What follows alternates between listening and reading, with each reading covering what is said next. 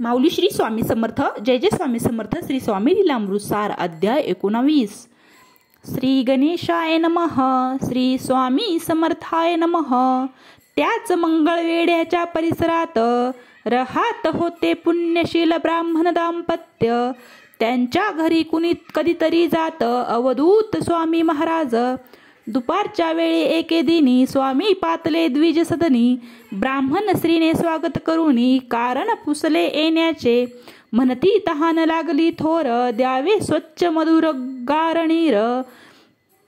बाई मनी होई शर्मेने चूर शुद्ध उदक घरात नसे. तिच्या घरात होते पाणी पण ते अत्यंत मचुळवळी. देऊ कसे अस्वच्छ पाणी तिच्या मनी शंकाही. त्या ब्राह्मण दाम्पत्यांनी मिळावे विपुल उदक म्हणूनी. मोठा कूप खणविला असूनी तो असे कोरडा ठणठणीत. मग म्हणे प्राशनार्थ नीर गृहात नाही मधुर सुंदर. जाऊनी आणते सत्वर यतिराज महाराजा.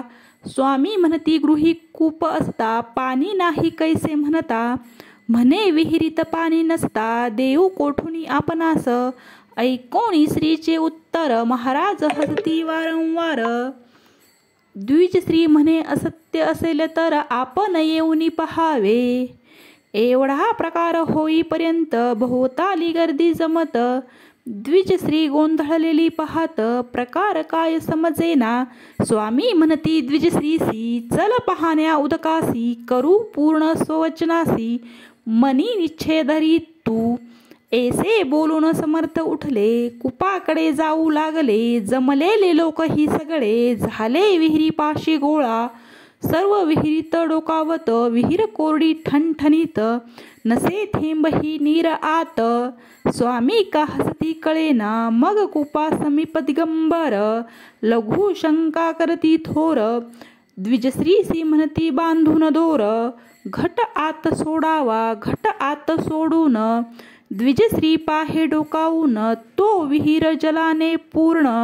दिसली तिच्या लोचनाला स्वच्छ मधुर उदक पाहून. आश्चर्य करती सर्वजण.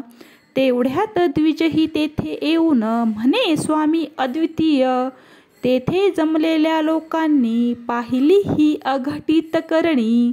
लागले यतीच्या चरणी करती जय जयकार स्वामींचा.